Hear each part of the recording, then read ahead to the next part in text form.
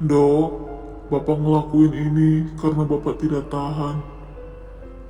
Karena ibumu bekerja jauh di sana. Sebagai seorang laki-laki normal, Bapak punya syahwat yang harus dilampiasin. Sambil menangis lirih, di situ aku tertidur dan tidak tahu lagi apa yang dilakukan Bapak terhadapku. Hah? Kamu hamil? Gak mungkin. Bapak cuma melakukan itu sekali. Gak mungkin. Jumpa di channel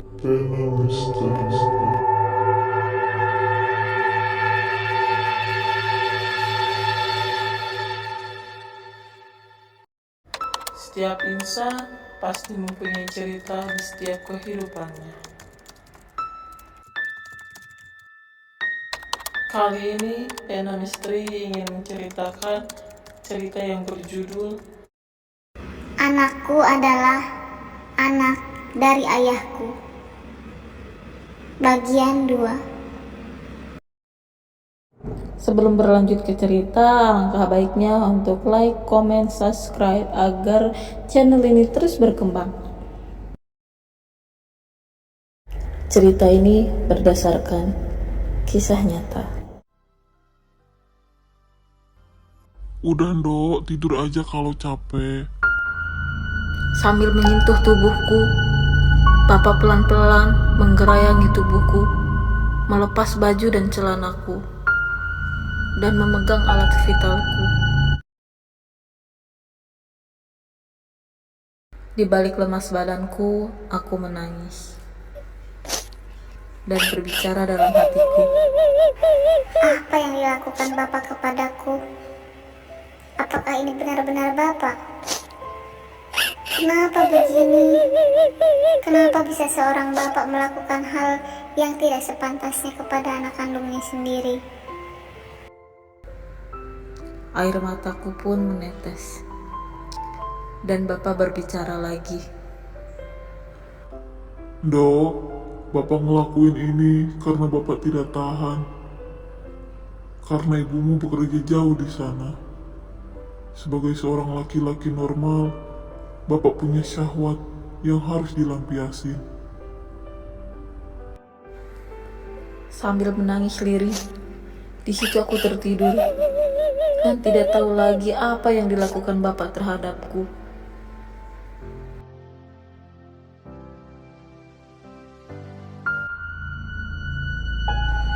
Tiba-tiba aku terbangun sambil melihat kasur yang berantakan darah di spray. Dan aku terbangun tanpa menggunakan selai kain pun. Aku teringat semua kejadian beberapa jam lalu saat Bapak melakukan semuanya. Aku menangis. Langsung aku bergegas ke kamar mandi. Saat akan ke kamar mandi, aku tidak melihat siapapun di rumah, termasuk Bapak. Aku terus-menerus menangis sambil membersihkan badanku. Aku masih tidak menyangka kenapa Bapak bisa melakukan hal itu. Sesudah membersihkan badanku, aku langsung bergegas ke kamar. Dan tidak disangka, ternyata Bapak sudah ada di depan kamarku. Dok, kejadian tadi jangan sampai ada yang tahu. Baik ibumu atau kakakmu. Kalau kamu sampai cerita, Bapak nggak akan segan-segan bunuh kamu. Di situ, aku semakin tertekan, sedih, menangis dan takut. Tanpa menjawab, aku langsung bergegas ke kamar. Entah apa yang merasuki Bapak sehingga tega seperti ini. Lambat hari, aku menjadi orang yang pemurung, tertutup ke setiap orang. Setelah pulang sekolah pun, waktuku hanya kuhabiskan di dalam kamar. Bahkan untuk ngobrol pun, aku enggan. Sampai teman-temanku, kakakku, bertanya, tapi aku selalu menjawabnya. Aku hanya tidak enak badan.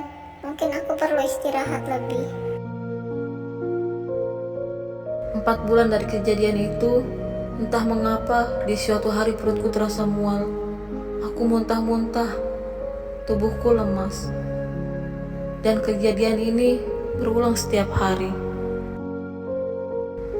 Karena aku anak IPA, dan di sekolah aku belajar tentang bagaimana sel telur dan sperma bertemu akan menghasilkan apa. Di situ aku teringat kejadian yang menimpaku saat Bapak melakukan itu. Tanpa berpikir panjang, aku pergi menggoes sepedaku dengan rasa sedih, takut, dan malu. Aku beranikan pergi ke apotek untuk membeli alat pengecek kehamilan. Ragu, takut, dan malu, itu yang kurasakan. Setelah membeli, aku bergegas pulang. Sesampai di rumah, aku langsung membaca bagaimana cara pemakaiannya. Bergegas ke kamar mandi dan aku cek. Rasanya campur aduk. Jantung berdetak kencang menunggu hasil. 3 menit berselang, aku beranikan diri untuk melihat. Dan apa hasilnya? Di alat itu tertera garis 2 yang menandakan positif. Aku menangis terseduh-seduh. Aku ingin mengakhiri hidupku. Itulah yang aku pikirkan saat itu. Dan kalau bisa dibilang, aku hanya membenci satu manusia, yaitu bapakku. Ya, bapak kandungku. Sambil membawa alat tesnya, aku menunggu kedatangan manusia bejat, manusia tercela, yaitu bapakku. Akhirnya bapak pulang. Tanpa berpikir lama, langsung kuceritakan semuanya kepada bapak, bahwa aku ini hamil. Tapi apa yang dikatakan bapak? Hah? Kamu hamil? Gak mungkin. Bapak cuma melakukan itu sekali. Gak mungkin. Aku hanya bisa menangis. Bapak gak mau tahu. Kamu harus gugurin. Ucap bapakku. Aku hanya menangis terus-menerus. Setiap apa yang mulut bapak katakan. Kalau kamu gak mau gugurin, Bapak punya akal.